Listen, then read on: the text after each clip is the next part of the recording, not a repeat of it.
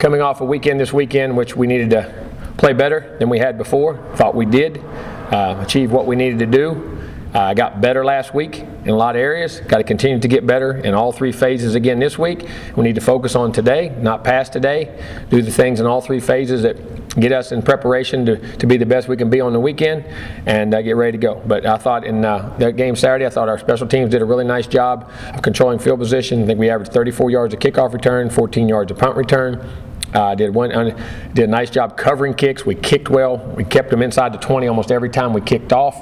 Punt covered one time. They held us up and got one down the sideline, which we've got to get corrected because they got a very dynamic punt returner this week. But we were kicking the ball very well. Had one nice pooch punt down to the 10-yard line. He had executed that very well. We caught it, downed it, did that.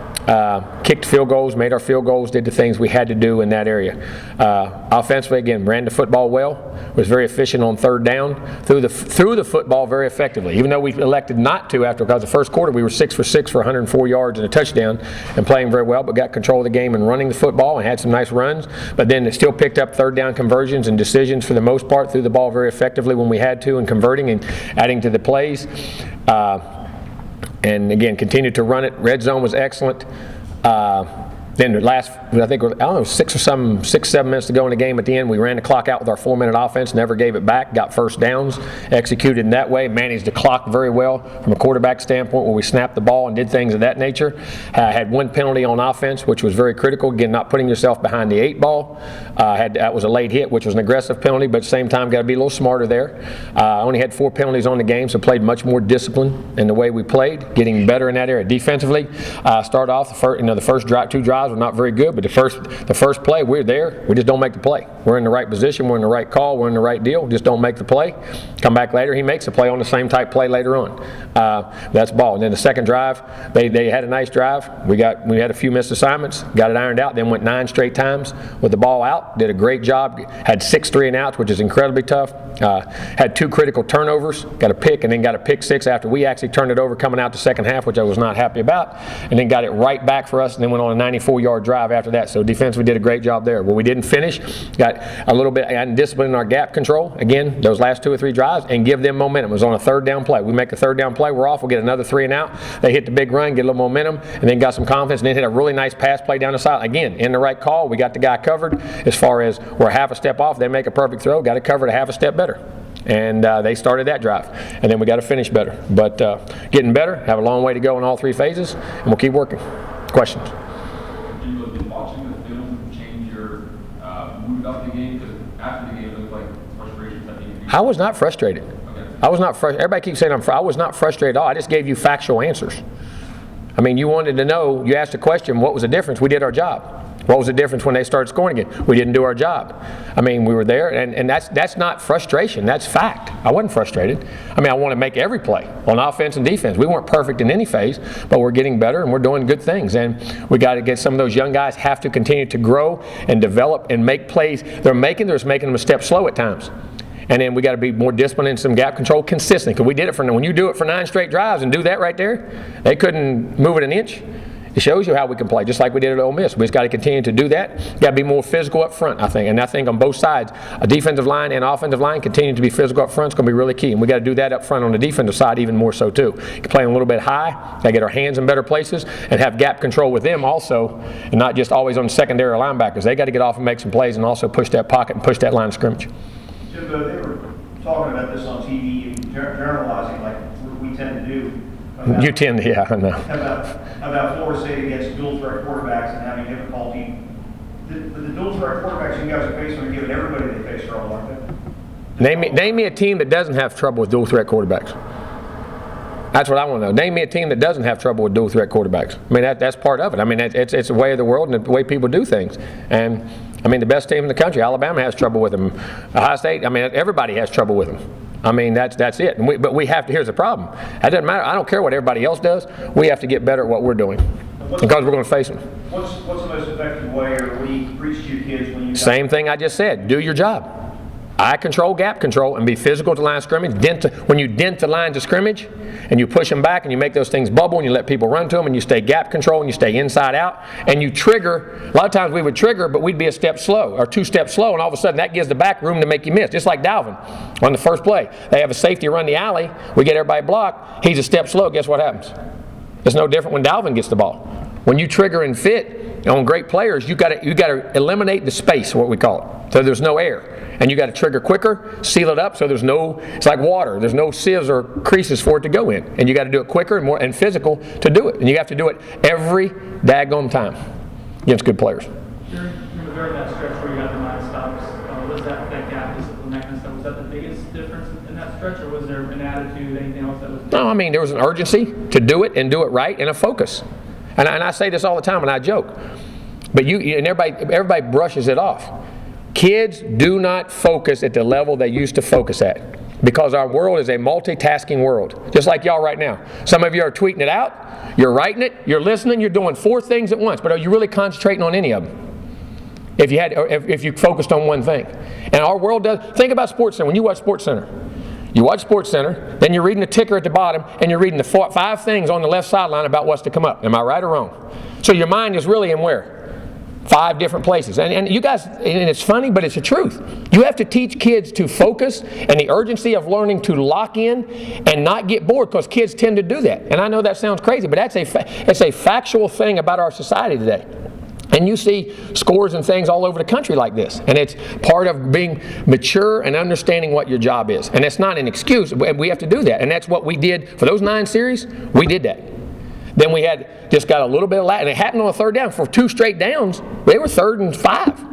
And we give up 5 more yards on 2 downs and did not fit a trap, did not pull and hit the puller in the backfield. And the other backer, when he saw the puller, did not step over one gap. If we do that, it's there. There's no 1st down. We're another 3 and out. And it created one little space, and he got a run, and they got momentum, and then they go. And but you cannot ever have those lapses. How did Fred Jones play? Solidly. Had a solid game. Did a nice job a couple times. Had a couple tackles for loss. Got more plays, played a lot in there and did a solid job.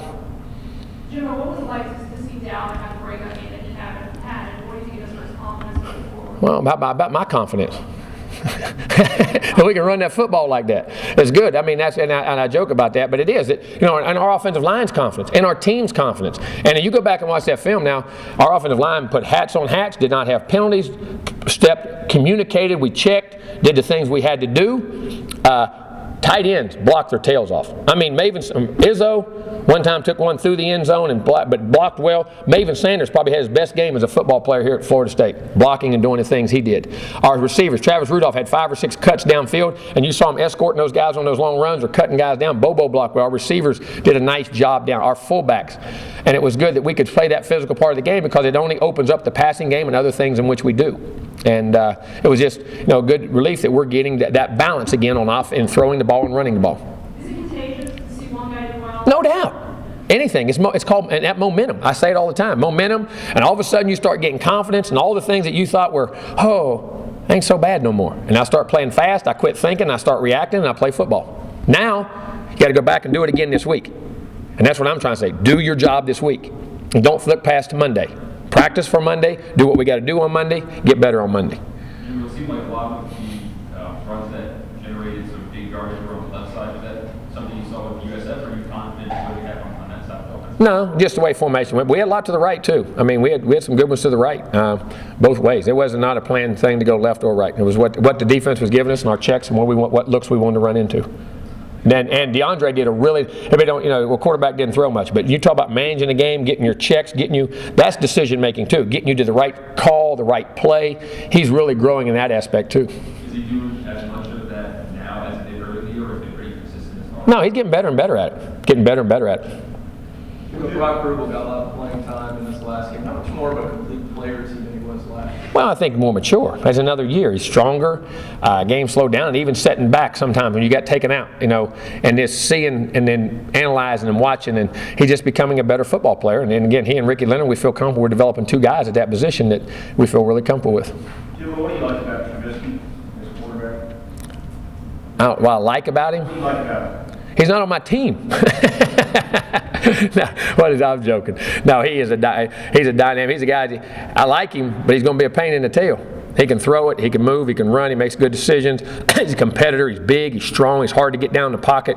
Arm strength underneath, run pass options, throw the ball. I mean, he does it all. I mean, he's a really, really good player. Really good player. The fact that he converted 3 4th downs in a row, what does that say about a quarterback? You got to have great confidence. He's got great confidence, and I think that makes them grow, just like DeAndre did in making us back. You know what I'm saying? All those, when you go in those situations, you're able to make those plays. And again, like I say sometimes, part of learning to play on the field is once you finally have that success, and you say, you know, I can do this. You know what I'm saying? And that's probably a big moment for him, too, in the kind of game he had. With the design run to it with DeAndre, what kind of stress does that put on defense? Big time. You saw it on our end. I mean, a dual threat quarterback. Look, you forget, we dual threaded them back. I mean, and what happens? And it makes your linemen better because angles now get better. Because now you're blocking back because you're up a guy. See, that's what people don't understand. When you're up, when your quarterback does all that, it's a very dynamic thing, but it's you risk of injuries and things like that happen, but it makes everybody on the field better because the angles increase. And they have to play both sides, and especially when you can throw the football. Changes everything. Is that something you kind of wanted to get to after the I've always had it. We've always had this in the offense, and I've always done it off and on through the history of my career for the last 16 years. It was nothing new that we didn't put anything new in. It was something we've always had. It seemed like a few times in that game you have players getting on the teammates, holding them accountable. Are you seeing more maturity? Yeah, they got to. I mean, and again, hey, you know, we're talking to you, not at you. You know what I'm saying? When we're with you, you got to do that. And that's with the good teams that I've ever been on. I never used to have to say anything. Those guys would grab each other by the face mask or by the throat and, hey, this ain't going. You got to fix it. You need to get right. You need to do that. I mean, back on your good teams, you never, as a coach, very rarely ever had to say something like that. And when I'm saying this can be a good team, and I think that's part of a sign that we're heading in the right direction. But guys are feeling, you got to feel comfortable in that role too. You know what I'm saying? And you're getting more guys starting to feel comfortable. Because again, like I said, there's not a lot of seniors on this team. Even though guys have played, and you know, taking that role and say, well, man, I'm a sophomore, I'm a junior, can I really do that? Yes, you can. And they're growing into that. And that's a good sign. I'm going to take a question from Matt Baker here. Matt? Hey, Jimbo, what are your impressions of UNC's defense? Very good. Big physical guys up front.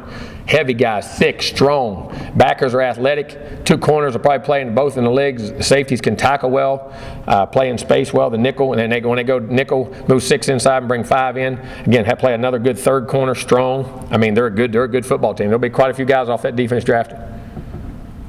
And what do you think kind of Gene has brought to their defense since he's been there? Oh, Gene's a great coach. Stability, history. I mean, credibility as far as knowing that he's done at the highest levels and coached very well. I mean, he's just a really good football coach. Thank you, Jimbo. Thank you. So what's it do for you and your team when you can rely on your kickers for PATs just setting the NCAA record last week? You said it already. I didn't say it. Your kicker said it. I'll kick him. No. I mean, again, we work, and people say we kick PATs every day of practice. Every day. Just like we do everything. I mean, we kick them every day and make them line up, kick them, and never take them for granted. You got to focus and have the concentration, and you know, they're huge. I mean, till you miss one, you know what I'm saying? I mean, you realize it, and you don't take anything for granted. We work on them and our field goals and our special teams as much as we can, and I'm very pleased in the progress we're making special teams wise. We're doing a really good job. What's been your thoughts so far on guys like Roderick as well as Matthew Thomas in terms of what they've done? Getting better. I mean, Matthew hasn't played in a year. He's leading us in tackles. Had a couple issues, but all of them have had a couple gap issues here and there. But also, again, up front, we can double gap and take some things away and fit safeties better, but they're getting better. Roderick has played, and Roderick's taken on a new role now. So you got to remember, Roderick's never been the guy making all the calls and doing all that stuff, and that's an added burden when you go into that whole thing of saying, okay, somebody else makes a call and I just play. Now I got to recognize, do all those calls. It's an added burden, and he's getting better. He does a great job at it, and he's getting better, and their play will continue to get better because they're good players. We talk about making those like that in calls. How do you sense the linebackers getting comfortable in that role? Is it just the way you command things in practice? No, you got to do it. I mean, you got to get used to doing it. You got to recognize. You got to call it quick. It's just an added. It's like you, if your boss has you 3 things to do. All right, he comes next week and you got 7 things to do in the same amount of time. And you're going to make a call, do this, adjust that guy, move that guy, make the call, boom. But somebody's got to call the defense, just like a quarterback does, and that's part of that. And those things, getting better in that role, and you got to do it over in practice. You got to be consistent. That's why I talk about preparation and things, and that's where we're continuing to grow and we're getting better. In the punt returns, you've got from 115 in the country to number 4 right now. You got the same guy returning punts. What has happened so dramatically? The other guys around are doing their job. It's that simple.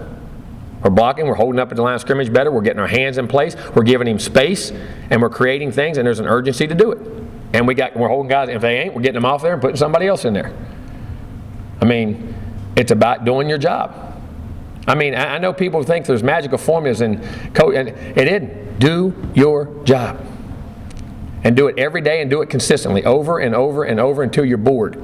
And then do it that much. And then when you get bored, do it that much harder, because that's when you get laps. When you think you got it. Now I joke about this, and I use this as an example. Where do most accidents happen when you're driving? Why? You're relaxed. It's normal. It's easy. I got this. I ain't nothing ever happened. I'm in a comfort zone, and your awareness does not stay up. It's the same thing when you start playing well at times. And then two things happen. You either get bored and say, man, I got this, or you say, sometimes you look, and I know people think this is crazy. There's got to be more to this. It can't be this easy. I gotta do something over here. I gotta do more. I gotta do this. I feel like I'm not doing enough because I keep doing the same thing and having success. And people laugh at that, and kids do that. Well, coach, if I did that, but I could do that. No. Then all of a sudden that goes away. Or they think, well, I got it for granted one time and lapse. And those are things, it goes back to focus issues. And that's human nature. Coaches too. We as coaches, when you coach it, when you prepare, are you saying every detail? Or are you saying 9 out of 10 of them? Or do you one day say 8 out of 10 of them? Your intensity, your focus. Well, I tell them when I get on the field, I'm the same every day. Try to be. I'm not saying I'm perfect. None of us are. But you've got to have the same mindset. And that's where the focus has got to come in. Are there some personnel you're seeing on that punt team that's really doing well and doing their job? They are. They're doing their job, and we've tweaked it some of the personnel, but a lot of guys are still similar guys, and we've tweaked a few guys here and there. And all right, you can't do that technique. We're trying to help you do a little technique like this, or double this guy, or double that guy, or pick the right guys. But again, they're doing a really nice job of doing their job and taking an urgency to do it. And Bobo's doing a great job of catching getting the punts in the air, not letting balls hit the ground for the most part, and making good judgments. Jimbo, there's been coordinator changes and coaching changes already before this into the year. Do you ever see benefits of making that type of significant change, whether at the head coaching position or at the assistant level? Do you? This season? Do you? I'm asking the head coach. I'm asking the experts. I'm asking the people with all the opinions. Y'all write all the opinions and give your opinions. Give them out now. You are. That's what I'm saying. What's your opinion? I think it's not great for the program, obviously, but trying to make some change, you kind of what you're seeing. Now, who do you put in there? Work for the Ravens. Who do you put in? The Ravens, the Pro Bowl, and staff and numbers. So you're going to go to the AD and get that extra coach now? We get hired in the middle of the season and put that money in there to get a coach? It's a lot of money, too. Yeah. I mean, but that's what I say. It's a tough sign. I don't know. I think every circumstance is different. But I think it's a shame that college football is getting to that too now. I really do. And I think it's the first sign of the playoffs. I think you're trying to turn it into pro football. Jimbo, why? You're going to start turning it into pro football. You better be careful. You better be careful what you ask for. Are you saying when the season's over, well, if a team don't go, so eventually you're going to do it at the bowl. Well, if you can't get in the playoffs, so the team tanks it, heck with it, we can't go. That's the thing you jeopardize when you start all these playoffs, because it's college football. It's not pro football. Well, if the kid, you guys write it all, well, the season's over, you can't go to the playoffs if this team does it, this team does it, or that team does it. Well, if the kids say it and tank it, then what do you do? It's coaches getting, but I mean, it's a fact of things that we're heading toward, that we're trying to get like pro football. Do you want to be like pro football? Do you really want to get like, I'm asking the question. I'm not giving my opinion. I mean, I'm just saying. And if it is, it is. It is what it is. I'm not, you deal with what you deal with, but you better be careful. You say every circumstance is different. Had you ever made a change in season, or have you ever reached a point where you seriously considered it? No. I've only been a head coach 7 years. Were you on a staff? Did that ever happen to you at all? Did that happen at all? Had an Auburn, got rid of Terry in the middle of the year. Moved around, got rid of some coaches, and we coached out the season. I'm sorry.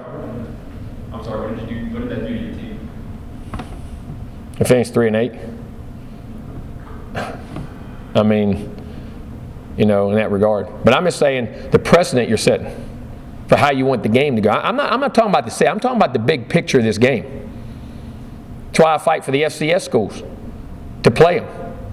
They go under. And they don't filter down to Division II. Where's all those kids get scholarships and opportunities? And a lot of those kids come from poor minority neighborhoods that don't have opportunities otherwise except for athletics. Is that right or wrong? And there's opportunities to get an education and get things. So when you start cutting them out, you're not feeding, and they're not being able to make a budget, and they start dropping. The school I played at doesn't have football. I've seen it. The school I played for does not have football anymore. I probably wouldn't be sitting here in front of you.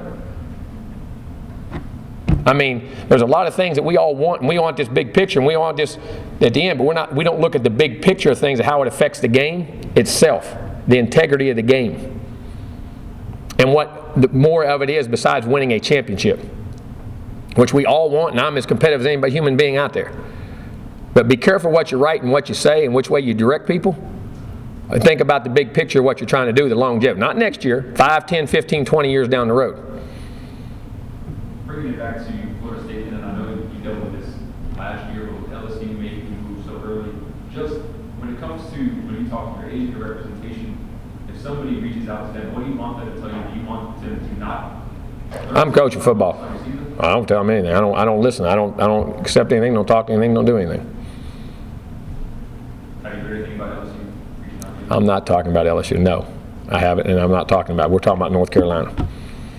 Jimbo, it happened a couple of times this weekend again where no lead seems safe. It's just, are the offenses this good? Well, here's the problem. All right, you start going all that no huddle, even when you score points. You listen to the Eagles. You know what are the Eagles this year? 3-0, playing great defense. How many plays are they on the field a game? 53, the least in the NFL.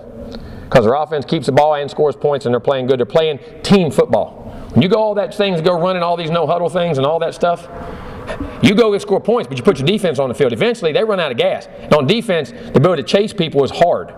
And then when you don't have the depth in the thing, scores are going to go up. Even though you're scoring and leads are going, people run out of gas. And then you got focus issues. You got kids. Well, we got it won. Let's go play somebody else. There's 8 minutes to go, 10 minutes to go, and all of a sudden it snowballs and it changes. And just friends, we've played 2 no-huddle teams this year, critical, right? Ole Miss, and we set a school record against Ole Miss for 42 minutes of possession, and last week we had 40. One had 18, and the other had 20 minutes of possession. So how long was their defense on the field? You understand what I'm saying? I mean, when you talk about those, that's why a lot of those teams and that stuff, you have focus issues in kids, not finishing. So there's a lot of teams having focus issues. Would you be saying that? And you're putting your defense on the field a lot. All that spectacular stuff. There's a double-edged sword to this game. It's not an offensive game and a defensive game. It's a team game. And people don't comprehend that. And I say a lot of right because they love the offense, but you don't look at what the effect it has on the whole football team. And then the effect it has on practice by the number of plays you're doing, number of things, how much you can work them in practice, where you can get better. All those things are affected, which is why I use the GPS to give me an actual count of where our kids are and their physical demands from a game on Saturday. If your defense is on the field for 40 minutes 1 week, how much, you just kind of alluded to it, what you do in practice, how much would that still linger next week? Huge. North Carolina's coming off the game, I think their offense only held the ball for 19 minutes. Could be huge if the number of plays are high. It could be, depending on how you practice that week, what kind of recovery time, or what you did the week before, how many plays is the cumulative effect. You get 1 week, but is there 2 or 3? Like us having 3 games in 12 days, and we've been on three road trips in 20 days. We've been on 3 plane trips in 20 days. I mean, those are all factors and reasons for things. They're not excuses, but they're things that you have to factor into your practice schedules, your routines, your mental conditioning, all those things that affect the kids. Jimbo, against the 3 FBS schools this year, I looked it up. When you give up a first down on a drive, the defense, they go and score touchdowns 78% of the time. Most no-huddle teams, if you look at it on 2 first downs with no-huddle teams, it's almost 90 to any no-huddle team. That's crazy. That's a little high. We need to be a lot better than that. But it's momentum, and we've lost momentum. Well, that's what you say. So how do you coach that to get better at stealing momentum back? Is that doing your job and not panicking? Because a lot of it comes from, okay, here they go, and your inexperience gets you to eye violate, and you don't stay calm. And that's not panic. It's just comfort zone. Okay, they got a first down, minimize. I always talk about minimize the damage. You know what I'm saying? If they do something, even if they get a big play, all right, minimize. They're in the red zone. That's minimize. Make them try a field goal. If they make it, okay, we can come back from 3, or they miss a field goal with the odds of missing it. And I think that's from maturity. And sometimes guys, okay, instead of they got a first down, I got to go back now. And like I get punched in the jaw, I want to go punch him again. No, I want to get my hands up, see what they're doing, defend them, and then hit them. You know what I'm saying? And what I mean by that is keeping your poise in the game and going back, okay, forget that last play. Let me play the next play. The next play is the most important, and keep your poise and go back to execute to minimize the damage. And you got to talk like that. You got to teach like that. We practice. We'll do sudden changes. We've done things in practice. You know. Is that what you got to see though? Because I mean, look, there was the stretch in the Ole Miss game where your defense dominated the game. Exactly right. And it's there. Yeah, well, and it's just the opposite on offense. Think, all right, if I get 3 and out, why shouldn't I go out there and be able to score every time? Because they can't get in a rhythm either. You know what I mean? And it's who can keep focus and then who fights for it, but then who can respond to the other guy once he slips a jab in my mouth and blazes my nose? How do I respond to that? Can I quit worrying about my nose bleeding and go back to playing football? You know what I'm saying? And that's part of growing young teams and maturity of teams that you got to constantly coach and do every day. And that's our job as coaches, to make that not happen. How's Dylan's recovery coming along? Good. He had a little bit of weight on it the other day, which is shocking. You know, I thought it'd be another week and a half for that, and they said he's recovering good. So he's whatever he got and whatever's in that Polk County mud down there. USC is one of those teams you don't really get to play very much. Would you like to see a way to maybe rotate some of those coastal teams in more often, or does it matter? I don't know how you can now with all the teams you got in your conference. You know what I mean? Because you got so many divisional games. And if you do that, then you ain't going to be able to schedule a lot of your non-conference games. I mean, it depends on what you want to do. But it's great to see them. I mean, they're a great team, great program. Larry's done a heck of a job.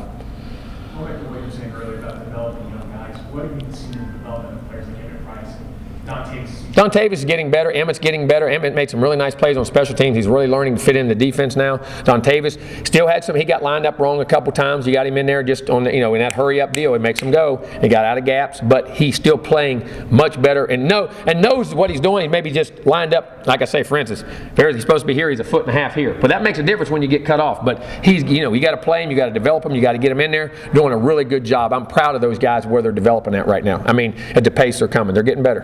What were you about first down and just kind of these up-tempo offenses? I mean, is there maybe a certain limit you look at first down and say, let's make this our benchmark, give up 3 yards of first down, or is you're always 4 yards or less.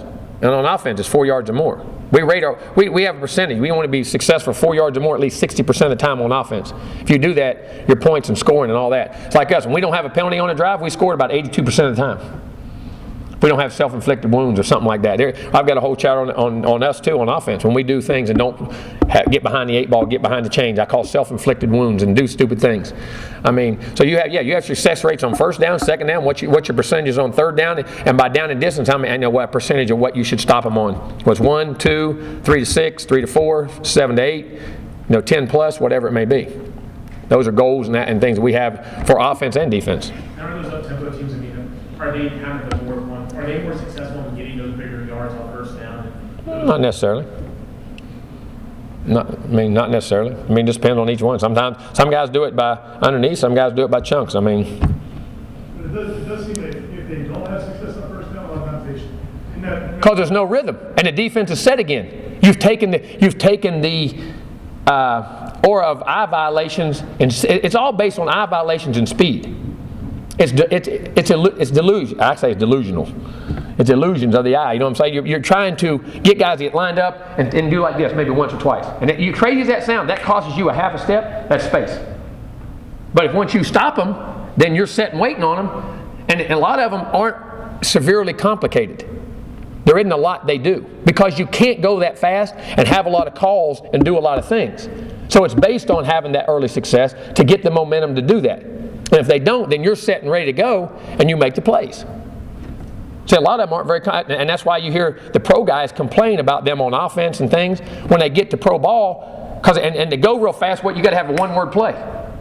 In pro ball, they give you a sentence and a half. We give you about a sentence, okay? But what I'm saying is, so they're not prepared. Just calling plays, just saying things. You've seen it now with the quarterback at Cal. I mean, yeah, that's some of the things they're saying about that, coming from that. I don't know. That's just what I'm hearing and what they say. And so it's a give and take, but it's based on speed, and there's not a lot of reads and things you would do at the next level in the NFL.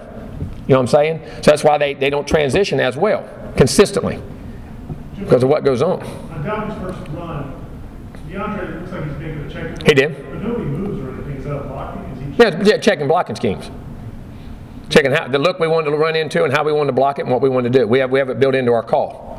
And he's able to do that we teach him what to do and how to do it and where he wants to check it and why he checks it, and then that adjusts everybody on the play.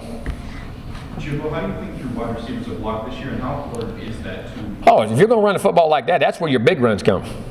Those long ones when you really get those guys down. And there's a couple times, we just missed on them. We had a couple more that could have been like that, and their guy got off, and still got about a 15 or 20-yard run, but almost were 70-yard runs. But it's critical. And I'm going to tell you what, it's hard to block downfield because the cutting rules aren't the same as they used to be. You can't cut in certain angles like you used to.